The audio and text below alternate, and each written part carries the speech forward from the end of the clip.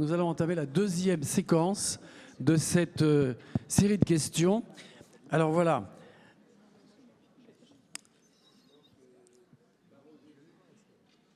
Est-ce que tous ceux qui étaient prévus sont là?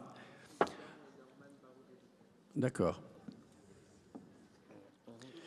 Bon, vous connaissez l'exercice. Il s'agit de fournir pour ces questions une réponse claire, rapide. Claire, rapide, quelque chose qui soit, disons, dans sa densité. Norman nous arrive.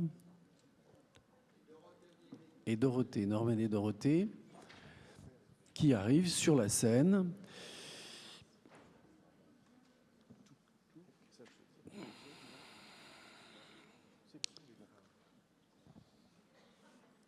On l'attend. Elle arrive, la voici. Déjà, on peut lire la première question. Pourquoi écrivez-vous des livres alors qu'il est si agréable de ne rien faire? La phrase est une proposition interrogative qui est introduite par ce pourquoi, pronom interrogatif, n'est-ce pas? Verbe d'interrogation plutôt. Des livres est le complément d'objet direct. Non, c'est des vieux réflexes de prof, ça. Voilà. Chère Dorothée, vous qui venez d'arriver parmi nous, eh bien, on va vous poser cette question. L'exercice consiste à donner une réponse assez rapide, vous voyez, et pour nous étonner, pour nous renseigner aussi sur vos habitudes. Pourquoi écrivez-vous des livres, Dorothée, alors qu'il est si agréable de ne rien faire? Il n'y en a pas un qui peut répondre avant moi, comme ça je réfléchis un petit peu. Là, vous préférez donner la parole à quelqu'un Oui, d'autre? oui, oui. Ok. Oui. Alors peut-être Patrice Jean qui vient d'arriver. Patrice Jean qui vient d'arriver. Non, vous préférez donner à quelqu'un? Parce que j'aime bien écrire des livres et voilà, c'est une bonne réponse. Ah, très bonne réponse, voilà. Et ça répond parfaitement au projet. Hein. Parce que je pense qu'il faut quand même... on ne peut pas rien faire tout le temps et il faut bien faire quelque chose de sa vie et je pense qu'écrire des livres, c'est ce qu'on peut faire de mieux. Norman? Parce que je ne sais pas ne rien faire. Je n'ai pas trouvé la recette pour ça et j'ai besoin de me sentir vivant. Et donc en faisant des choses, c'est comme ça que je me sens le plus vivant et en écrivant des livres, c'est pas mal. Camille Pascal, puis-je vous poser cette question? Pourquoi écrivez-vous des livres? Tout à fait. Pour me désennuyer. Excusez-moi, vous vous ennuyez beaucoup? Benoît, cher... Vous êtes sujet à C'est une l'ennui? distraction Depuis au sens l'enfance. pascalien. C'est très Voilà. bien, c'est très bien. L'ennui depuis l'enfance. Donc j'étais fils unique en province. Et puis voilà, pour me désennuyer. On s'ennuie beaucoup au Conseil d'État, vous savez. Benoît Dutertre, si vous trouvez un micro. Mais enfin, la réponse à la question, moi je ne pense pas du tout qu'il soit agréable de ne rien faire. Je suis fasciné, cela dit, par les... Dans le sud, on voit souvent des vieux messieurs sur une chaise devant la maison qui passent la journée à regarder les gens passer. Je suis fasciné, mais j'en suis totalement incapable. Je suis beaucoup trop nerveux pour ça. Et il me faut tout le temps fabriquer quelque chose, construire quelque chose, organiser quelque chose. C'est toute ma vie. Non, je ne trouve pas du tout qu'il soit agréable de ne rien faire. Dorothée Oliry, est-ce que vous êtes prête? Oui, oui, oui. Pour raconter l'histoire des autres, des gens. Voilà pourquoi j'écris. Romain Sardou? Moi, je trouve très agréable de ne rien faire. C'est vrai, de temps en temps. Mais disons que moi, j'aime beaucoup la lecture. Et je considère l'écriture comme une forme sublimée de la lecture. Et je ne sais plus qui a dit cette phrase que écrire, c'est lire deux fois. Mais c'est un peu comme ça que je le pense. C'est que pour moi, l'écriture est très proche de mon goût de la lecture. Laurent? Pour une raison qui me semble assez prosaïque, parce que je ne suis pas rentier. Non, évidemment, parce que, voilà, comme beaucoup ici, je suis tout simplement incapable de ne rien faire. Deuxième question, de quoi avez-vous besoin pour écrire? On va... plouf, plouf, plouf. Norman. De quoi? De passion, de curiosité et d'une bibliothèque à découvrir. Dorothée? Alors moi, je vais être plus matérialiste. Je vais dire d'un ordinateur. si possible de ma maison de campagne et d'un feu de cheminée. Ça, c'est l'idéal. Puis après, je m'adapte. Benoît Dutertre. J'ai longtemps cru que j'avais besoin de champagne, de musique et éventuellement de drogue, mais en fait je crois que j'ai besoin d'eau, de silence, de calme, et le matin principalement. Et puis j'ajouterais même, au fil du temps, j'ai remarqué, bon, j'aime bien avoir un petit coin de fenêtre avec quelque chose de joli derrière, et surtout j'ai besoin d'avoir une activité physique. Quand vraiment j'écris un livre, souvent c'est au bord de la mer, et de pouvoir rythmer mes journées d'écriture par des bains ou par des promenades. Pour moi, c'est très très important de mélanger comme ça ce rythme du corps avec celui de l'esprit. Camille? D'archives. D'archives. Lumineux. Laurent? Oui, pour rejoindre ce que disait Dorothée. Un iBook 19 pouces de l'année 2014 qui ne se produit plus aujourd'hui. Et puis un peu de calme, mais pas trop non plus. Un petit bruit de fond, studieux, comme celui-là, celui d'une bibliothèque parisienne, Bibliothèque Sainte-Geneviève, Bibliothèque historique de la ville de Paris. On en a vraiment des sublimes et ce sont des cadres idéaux pour produire. Patrice Jean. Alors oui, la même chose, du silence et puis du temps. Il faut au moins avoir 4 heures devant soi, que s'il n'y a qu'une demi-heure, je ne peux pas écrire. Et puis un peu d'agacement, d'énervement, de volonté d'avoir des cibles pour frapper. Je pense que tout le monde a répondu. Il reste... Je pense que Romain, Non, ça Non, mais Romain. j'ai besoin de rien. En fait, en tout cas, j'ai pas de rite ou de besoin nécessaire, ni d'être dans un lieu, ni quoi que ce soit. J'ai surtout besoin de calme, en fait. Effectivement, c'est de l'isolement, quoi, de réel. Et on va enchaîner avec vous, Romain. Le plus agréable, commencer ou terminer un livre? Ça dépend du livre. Ça dépend du livre. Il y en a qui sont plus ou moins ingrats à écrire, à commencer et à terminer. Disons que c'est très agréable d'écrire, mais c'est aussi très agréable d'avoir écrit. Effectivement, d'avoir fini. Laurent? Ah non, mais moi je supporte pas d'avoir terminé un livre. Ah non, c'est c'est une petite mort de terminer un livre. C'est une telle aventure, une telle épreuve, une telle exaltation. Non, le plus agréable, commencer, oui. Camille Pascal. L'écrire. C'est ça, ouais. Benoît? Terminer très nettement. Commencer, on ne sait pas si ça va marcher ou pas, si ça va être bien. On part un petit peu dans le vide comme ça. Terminer, bon, en général, quand on a bien travaillé, on reboucle la boucle. Et parfois, il y a même une petite idée inattendue qui va s'ajouter pour la dernière page. Mais en tout cas, non, c'est vraiment un grand plaisir de finir. Et c'est souvent une grande angoisse de commencer. Dorothée Lyrique. Je trouve que commencer, c'est assez vertigineux, donc un peu effrayant, un peu impressionnant. Et finir, vraiment mettre le dernier mot, c'est yes, sauf que c'est jamais fini. Et ça part chez l'éditeur, et ça revient, et il faut relire, et il y a encore ça à faire. Et le moment vraiment où on finit de l'écrire, il est vraiment très plaisant. Et alors là, quand il y a la navette, le truc, il faut faire ça, et t'as vu ça, et la 4e de couve. Et ça n'en finit jamais.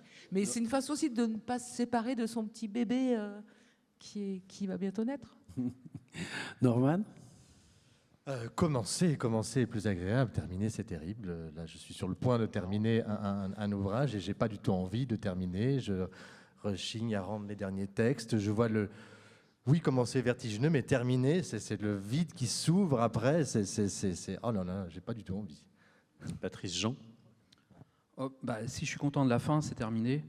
Mais vraiment, quand je suis content, c'est tout juste que j'ai pas envie de courir, quoi, tellement je suis content d'avoir fini le roman. Je suis super content. Non, c'est vraiment terminé. Ouais. Tout le monde avait répondu. On va conserver Patrice Jean avec cette question. Si vous n'étiez pas écrivain, Patrice Jean, si vous n'étiez pas écrivain, que seriez-vous? J'aurais peut-être été professeur, je pense que. J'aurais peut-être été professeur, ouais, c'est un truc qui me tentait bien. Alors vraiment, quand j'étais enfant, c'était de devenir footballeur. Voilà. À quel poste? Avançant pour marquer plein de buts et être applaudi. Camille Pascal. Commissaire-priseur. Je n'imagine pas l'écriture sans les objets et être entouré d'objets. C'est mon côté Huysmans. Romain Sardou, Libraire. Benoît, tuteur. Je pense que je serai compositeur. J'ai même été un petit peu dans mes études de musique pour le plaisir, sans jamais avoir pensé vraiment le devenir, mais voilà, j'aurais continué dans cette voie beaucoup plus sérieusement. Dorothée Olivier. Moi, je ne suis pas écrivaine comme vous voulez, je suis journaliste qui écrit des livres, donc je n'ai pas la prétention du tout d'être écrivaine. Non, c'est moche, écrivain. Donc voilà, donc reporter. Norman. Et moi, je ne suis pas écrivain non plus, je suis comédien. Donc, n'étant pas écrivain, je suis comédien. Si je n'étais pas non plus, eh bien, je serais quelqu'un qui raconte des histoires toujours. Donc, et les médias qui m'intéresseraient le plus pour ça, ce serait de faire de la radio ou alors d'être guide touristique pour raconter des histoires aux gens. Laurent. Oui, la question, elle peut se comprendre sous deux façons. C'est aussi qui seriez-vous? Parce que seriez-vous? Enfin, je serais peut-être un peu moins fou déjà si je n'étais pas écrivain. Et sinon, pour un métier, mon rêve d'enfant, c'était d'être égyptologue. Donc voilà. Égyptologue. Question suivante, le premier livre qui vous ait plu lorsque vous étiez enfant, Laurent. Oui, c'est le monde perdu de Conan Doyle, une expédition en Amérique centrale d'une société de géographie britannique où ils vont retrouver des espèces complètement disparues. C'était tout à fait frappant. Camille Pascal. Le Seigneur des Anneaux de Tolkien. Benoît Dutertre. Le roman de Renard, très, très certainement, dans une édition illustrée, cette comédie humaine extraordinaire, drôle, cruelle, mais même pour les enfants quand même très, très, très réjouissante. C'est resté d'ailleurs un de mes livres préférés parce que c'est pour tous les âges. Moi, Quentin d'Urvard de Walter Scott, qui m'a fait découvrir, qui m'a donné le goût du roman historique et du Moyen-Âge. Donc voilà, j'y suis rentré quand j'avais 13 ans et je n'en suis toujours pas sorti. Le Club des 5 contre-attaque de Enid Blyton. Voilà, que j'aime encore relire quand je vois ce volume de la Bibliothèque Rose chez mes grands-parents et qui me rappelle la lande bretonne, les ajoncs et tout ça. J'adore. Patrice. Pour rester dans la thématique, moi, ce serait peut-être pas le Club des 5, mais les 6 compagnons. Mais je me souviens plus d'un des tomes. Mais... Donc c'est des jeunes garçons. Il y avait une jeune fille qui s'appelait Maddy qui faisait des enquêtes. Je trouvais ça génial. À la Croix-Rousse à Lyon, ouais. Mais bon, c'est tellement loin. Dorothée. Si, c'est loin. La petite sirène d'Andersen, ça m'a bouleversée. La magie, le mystère, ça m'a profondément marqué. On parle d'un livre enfant. Ouais. Dorothée, le livre qui vous a donné envie d'écrire. Alors pareil, ça c'était une des questions un peu compliquées parce que moi j'ai eu envie d'écrire pour raconter l'histoire de gens, l'histoire d'autres personnes, en l'occurrence des militaires. Donc le livre, non, c'est pas un livre. Moi, il y a plein de livres que je lis beaucoup et qui me bouleversent. Et jamais je me suis dit je vais en écrire un. Ce qui m'a poussé à le faire, c'était pour raconter l'histoire de gens dont je voulais raconter l'histoire. Camille. C'est le livre d'un ami, Un été en enfer de Nicolas Chaudin. Et l'été des Quatre Rois est une réponse, une sorte de défi. J'ai dit, tu m'as lancé un défi, je vais faire mieux que toi. Et donc, c'est réussi. Nous sommes restés amis. Mais j'aime bien, c'est beaucoup tombé, mais c'est comme ça quand même que Balzac a écrit. C'est ces jeux entre écrivains en disant ton idée était géniale, mais je vais essayer je vais la récupérer sous une autre forme et faire autre chose. Camille Pascal, on profite que Nicolas Chaudin n'est pas là pour dire qu'il est difficile de faire mieux que Nicolas Chaudin. Mais c'est parce qu'il n'est pas là que je me permets de dire ça. Benoît Dutertre. Alors, bien que je sois devenu plutôt romancier, c'est vraiment la poésie plutôt qui m'a donné envie d'écrire. Et je crois en particulier un volume des des poésies de Verlaine que m'avait offert mon grand-père quand j'étais adolescent, avec tous ses plus beaux recueils. Et puis après, Mallarmé, et puis les surréalistes et tout ça. Mais c'est vraiment dans le sillage de ça que j'ai tout d'un coup eu vraiment sérieusement envie d'écrire. Ouais. À toi. Patrice. Peut-être.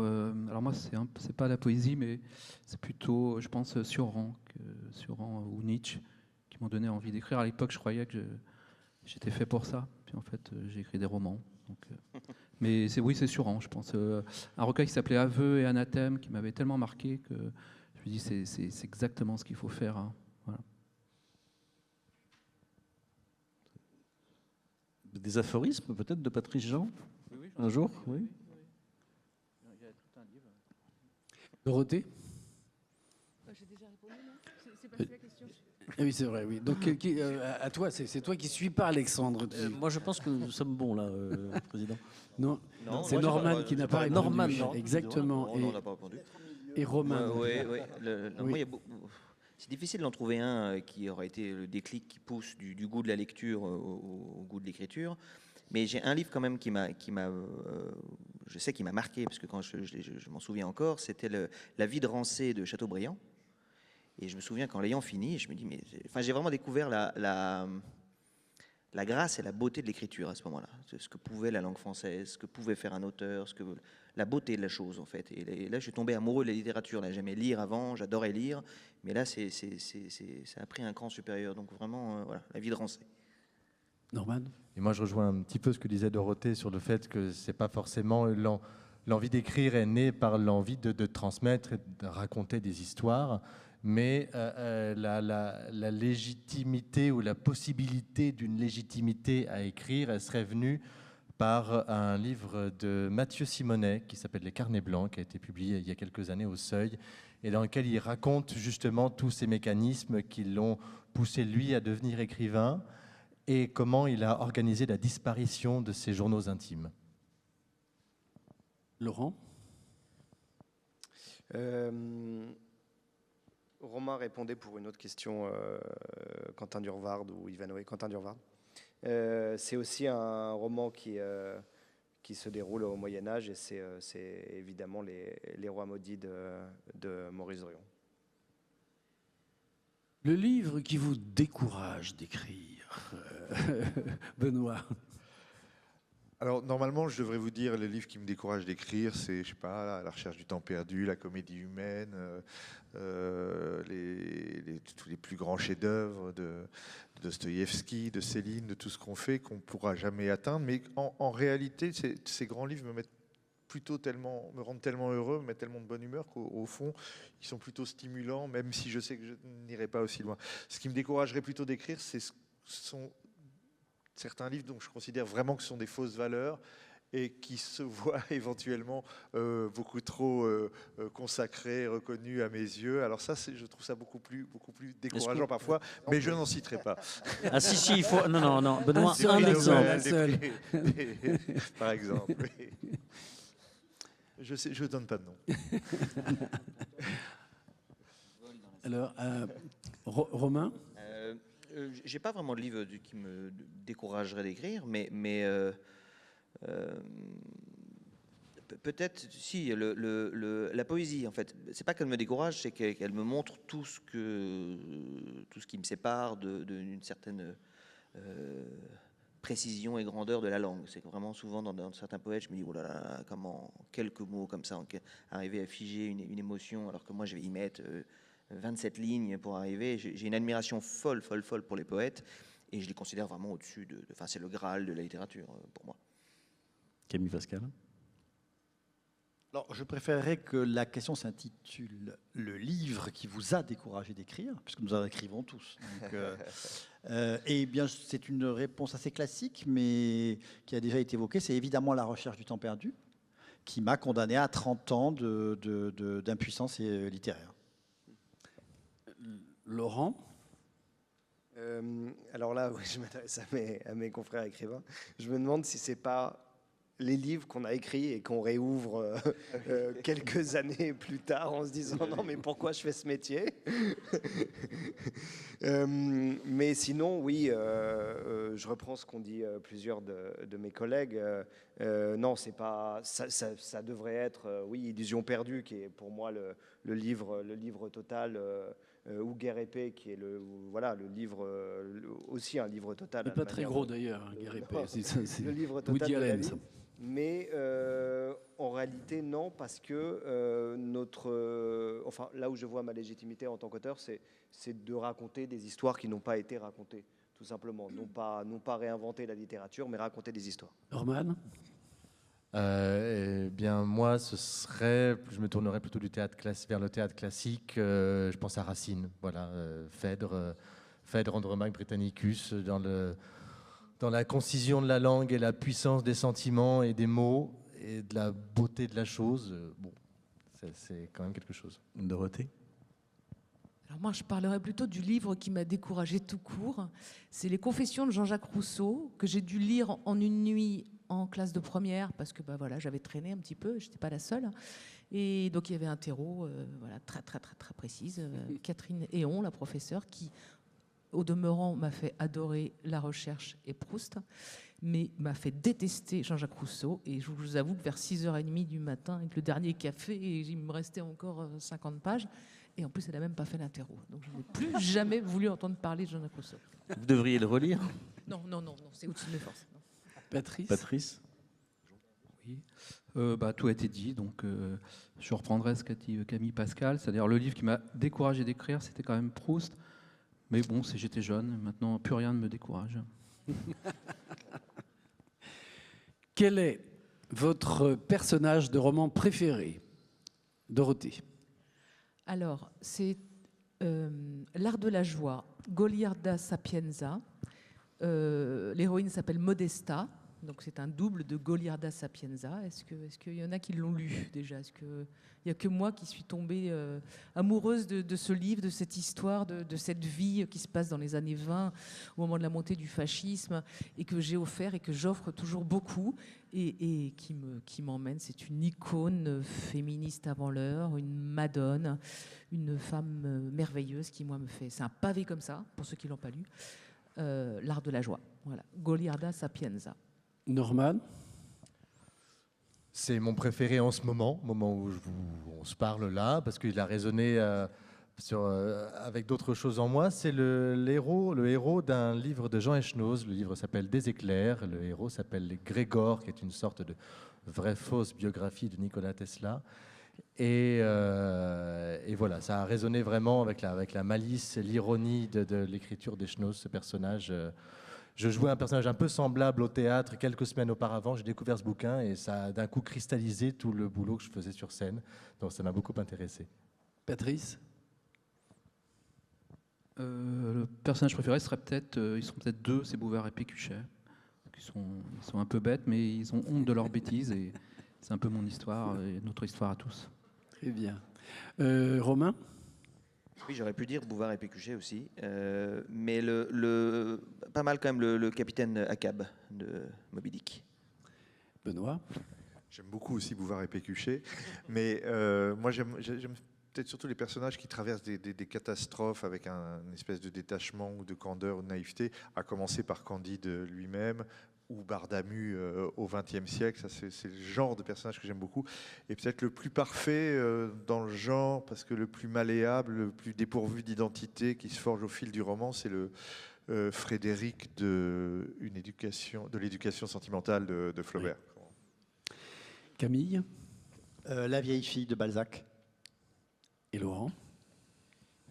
C'est aussi un personnage qui évolue constamment dans le roman. C'est Zénon, qui est un personnage qui voue sa vie à répondre aux grandes questions d'existence dans l'œuvre noire de Yourcenar, alchimiste et philosophe. Quel livre offririez-vous à un enfant, Laurent? Quel livre j'offrirais à un enfant? Les livres que mon père m'a offert, la trilogie des Trois Mousquetaires, en poussant l'enfant à aller jusqu'au Vicomte de Bragelonne, qui est le meilleur de la trilogie. Patrice Jean? Eh bien, j'offrirai Lycée Compagnon, mais réécrit en politiquement correct.